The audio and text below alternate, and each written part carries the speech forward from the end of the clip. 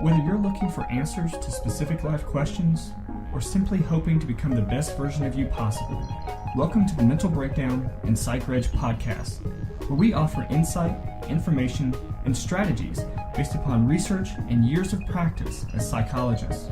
So sit back, have a listen, and get connected with our hosts, Dr. Berney and Dr. Richard Marshall. Last week, we posted a podcast where we talked about a new class of medications that are really ready to hit the market or emerging, and some people really want them to hit the market, that work to enhance cognitive abilities.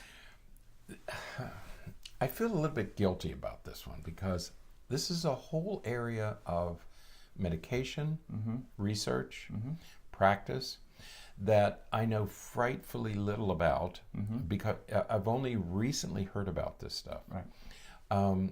These are the drugs that we used to call hallucinogens. Right. We remember them as LSD and Timothy O'Leary and all that stuff from the 60s and 70s where people were doing these hallucinogenic drugs, the Yellow Submarine, that whole business. And these were drugs of abuse 40 years ago, 50 years ago. Yeah. And they were originally developed as therapeutic medications. Right. Then they became drugs of abuse. Now they're, I want to say, enjoying a resurgence for their therapeutic values. Right.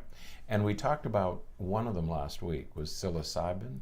Well, we talked about the whole class. We mentioned that it was going to be LSD and psilocybin and ecstasy. Some of these different ones ketamine. Are going to be coming around, right?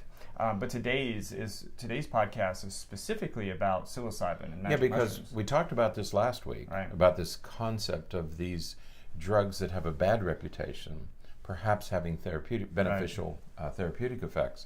And we talked about the entire class, and then as I was going through the literature this week, I find this article about a company that's actually making these medications, and they're testing them. They're in field trials. They're making psilocybin, right? They made 20,000 doses of psilocybin so far. Right, and but they're doing this work in England. Right. Because the way our drug studies are set up, the way the FBI, something between the FBI and the FDA, the way the FDA in our country works is it's a very strict policy for these kinds of research studies. Right. And you have to do, it's an enormous amount of work. You did a study with one of these when you were at USF in psychiatry with the nicotine. Nicotine, yeah. Yeah. And it's tough to do those kinds of studies with, and those were especially difficult because it was with children. That's right. But yeah. Anytime you're working with children or with these kinds of drug studies, it takes a long time and a lot of paperwork. You have to be really, really careful. So typically these studies are done in Europe before they get here. Right. Then they might be tested here later after they've passed all of the criteria in another country. In this case, they're doing these studies. The company is in England. Right. And they have found a way to extract the active ingredient in mushrooms. Your children, perhaps some of you, refer to this as shrooms, which are mushrooms that you would eat. I've never had the experience. I almost said the pleasure, but I don't know if it would be pleasurable or not, but I've never had the experience, so I don't know firsthand, but I know many people talk about shrooms and the effect that they have. So this is the active ingredient that they've somehow extracted from these hallucinogenic mushrooms. Right, and so this company that's backed by Peter Thiel. One of the investors is Peter Thiel. We talked about him too a couple of weeks ago. He was an early investor. He developed PayPal. That was his original thing. I think what he did, he was looking for a pair of sneakers, and then said, and he had just been to Netflix or Redbox, he was renting a movie or something. He said, we got to do this for other things, not just movies. And came up with the idea of PayPal.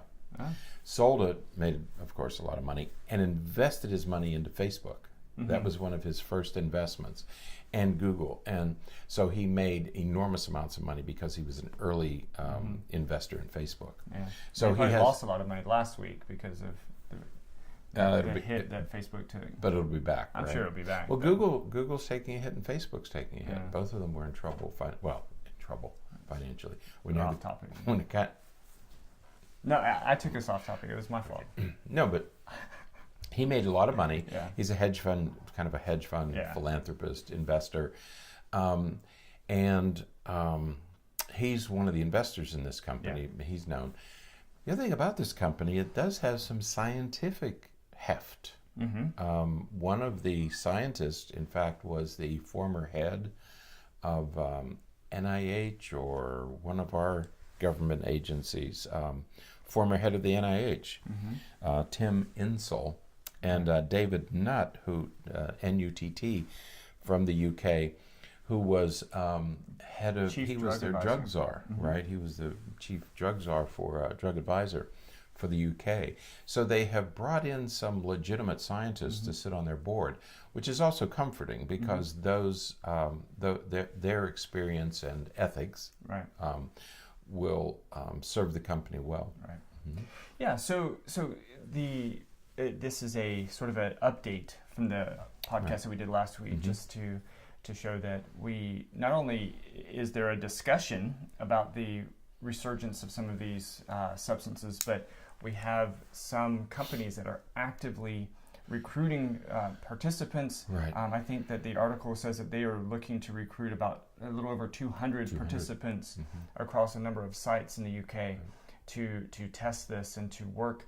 But this is specifically to look at the benefits of psilocybin for depression. For treatment-resistant depression. Right. So they're targeting a specific audience. Right. For whom we don't have many other interventions. Right. It's not cognitive. It's not the cognitive enhancement that we were talking about last week. This is actually specifically for depression. Right.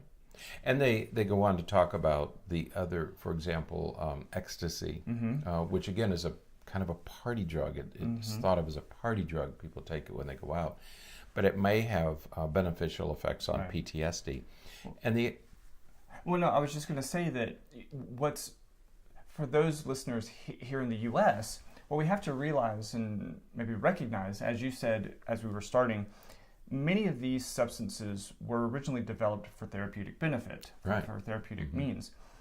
We began to, for whatever reason, they began to become abused and misused and used beyond the scope of what they were meant to be used, and so they've since been banned, and LSD is a perfect example of that. Cocaine is another example of that. Cocaine used to be a therapeutic drug. Right. I mean, it was developed. We used it for lots. It was in Coca-Cola. Right. Coca-Cola. Right. But in other countries, some of these substances are still used. Ketamine is still a prescription medication in other countries. Well, you can, and it has some uses here. I mean, there are people who have permission. Right. To prescribe ketamine. Right. It's a complicated drug. You have to know what you're doing. But Right. So while we see this and it's kind of concerning perhaps and it's kind of alarming to some folks here in the U.S., again, many of these medications are, as you said, not only sort of already available if you have special permission or special circumstances to use them here in the U.S., but in other countries, they are still readily used. Right. And conversely, there are medications that we can use in this country that are banned in other countries. Right. When I was in Poland back in the 80s, they're not allowed to use amphetamines, because of the abuse potential. So you have children with ADHD, and one of the things you could not do was you could not use medication. So whatever we advised them to do, we had to remember that they don't use that, or they didn't then. I don't know whether they do now. But in Poland, you couldn't get amphetamines; they were illegal. Right. So check out this article. There's a bunch of links in the article that go to other papers about the use of ketamine for depression and ecstasy for PTSD and things like that. So you can check those out. It's really good. We mentioned this one and the ones we did last week to sort of let you know that you're going to be hearing about these drugs, Right. but it's going to be a while. I don't think they're not anticipating approval in England until 2027 or something. Like that. So that's 9 years away, and it would probably be later than that in our country. Yeah. So there will be some physicians who may get permission, Mm-hmm. usually university centers, Right. tertiary care centers. Research hospitals may get permission to try them. But keep an eye on this, because some people are predicting that they're going to be, they always predict that they're going to be miraculous. The other unique thing about this is that typically drugs are developed in university settings, and this is a private company doing this, so that's another thing that, because they have investor money. Absolutely. So, all right. Well, that is it for today. Until next time, stay happy, stay healthy, and forget to be afraid. Thanks for sharing this episode of the Mental Breakdown and Psychreg podcast. Be sure to check out the show notes for links to follow us on Twitter and subscribe to our YouTube channel, where you will find all of our previous podcasts and much more. We would be honored if you would become a patron through patron.com, where any donation you can manage will go to the development and creation of more content. Just visit patreon.com/thementalbreakdown for more information. Thanks again for listening. Have an awesome day, and we look forward to being back in your feed tomorrow morning.